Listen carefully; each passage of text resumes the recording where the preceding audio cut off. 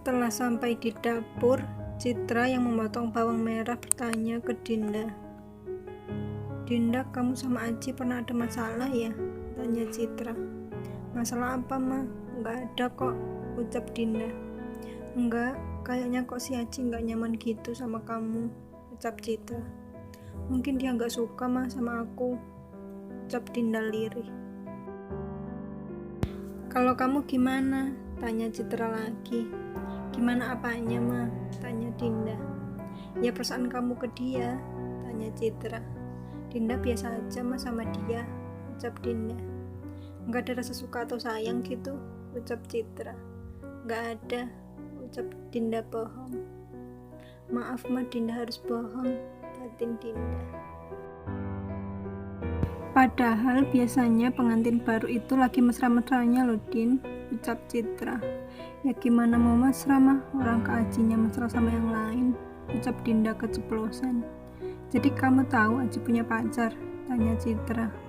"Iya, Dinda tahu, Ma," jawab Dinda.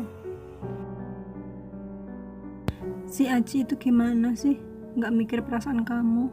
Kamu yang sabar ya sayang, suatu saat pasti Aji berubah," nasihat Citra. "Iya, Ma," ucap Dinda.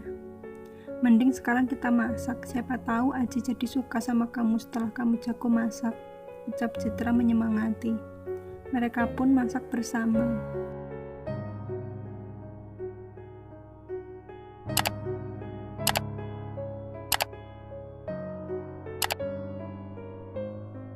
Awal memasak, Dinda salah terus dalam mengambil bumbu.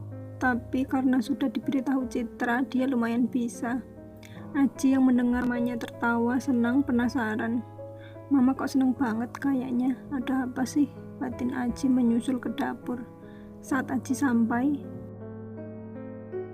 dia melihat pemandangan seperti ibu dan anak yang sedang memasak. "Nah, ini kamu udah mulai bisa, Dinda," suara Citra memuji Dinda yang samar-samar terdengar oleh Aji. Melihat itu, Aji tersenyum senang. Dia pun kembali lagi ke depan karena tidak ingin mengganggu. "Kamu panggil Aji ya ke sini, ini bentar lagi jadi," suruh Citra. Dinda pun berjalan ke depan, langkahnya terhenti. Dia teringat omongan Aji. "Gimana nih? Aku masih canggung ngobrol sama Kak Aji," batin Dinda. Dinda pun memberanikan diri untuk bicara. "Kak, dipanggil Mama." "Makan siang udah siap," ucap Dinda langsung kembali ke meja makan dekat dapur. Aji pun menyusul. Sesampainya di meja makan, mereka makan dengan tenang. Setelah selesai, Aji berkomentar, "Masakan Mama enak," puji Aji. "Ini masakan Dinda kok, ya kan Din?" ucap Citra sambil mengedipkan mata. Iya," jawab Dinda kaget. "Dia kan gak bisa masak, Ma, jangan bercanda deh," ucap Aji ragu. "Kata siapa? Ini tadi dia kok yang masak, Mama cuma bantu dikit," ucap Citra bohong. Setelah selesai makan, Citra dan Dinda membereskan piring. "Makasih ya, Ma, tadi udah bantu aku," ucap Dinda. "Iya sayang," ucap Citra. Sorenya Aji dan Dinda pamit pulang.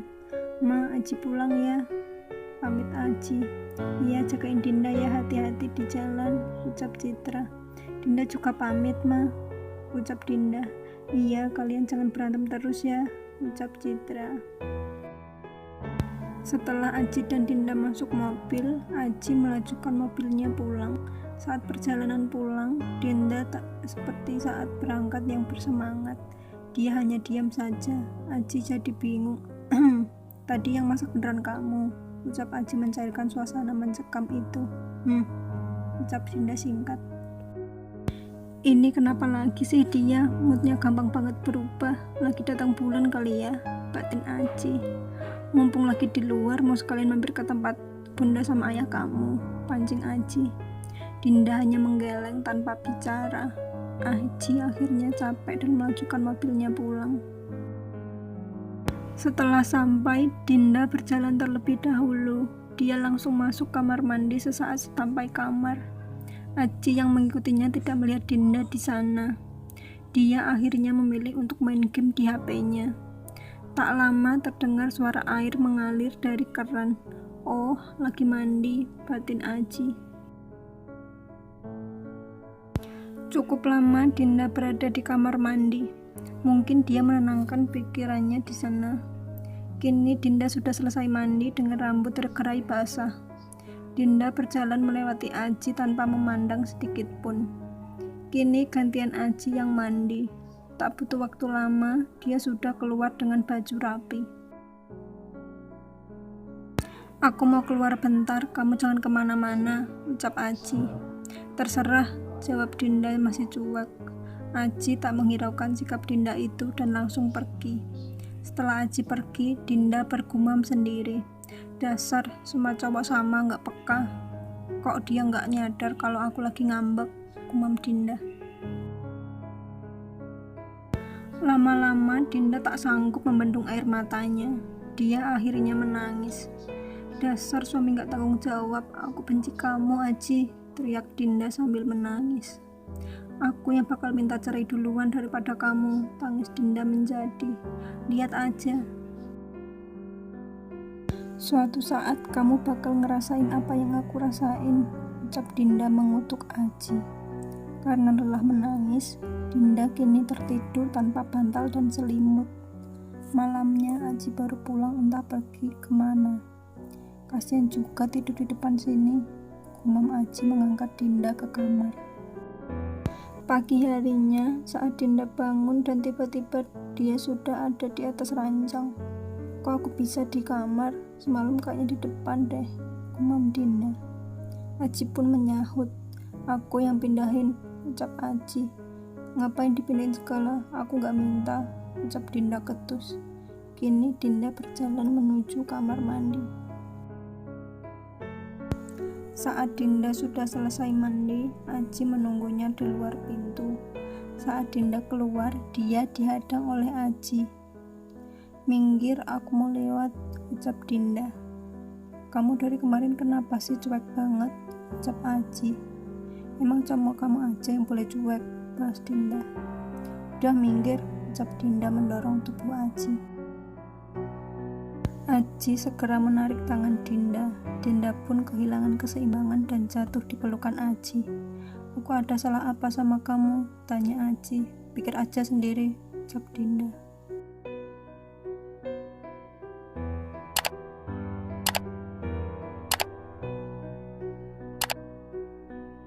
Terus, kenapa kamu cuek sama aku? Tanya Aji. Dulu dicuek sama aku, emang dulu aku permasalahin? Enggak kan? Sekarang aku cuek ya terserah aku lah, ucap Dinda. Hari ini aku gak masak, makan aja di luar, sambung Dinda. Kenapa? Katanya udah bisa masak. Bahan masakannya masih ada kan? Kalau habis ayo kita beli sama-sama, ucap Aji. Males, ucap Dinda jutek. Dinda pun pergi ke ruang keluarga dan bermain dengan ponselnya. Penasaran dengan kelanjutan ceritanya? Jangan lewatkan part selanjutnya ya. Jangan lupa like dan subscribe. Dan jangan lupa nyalakan tombol notifikasinya. Nantikan kelanjutan ceritanya ya. Bye.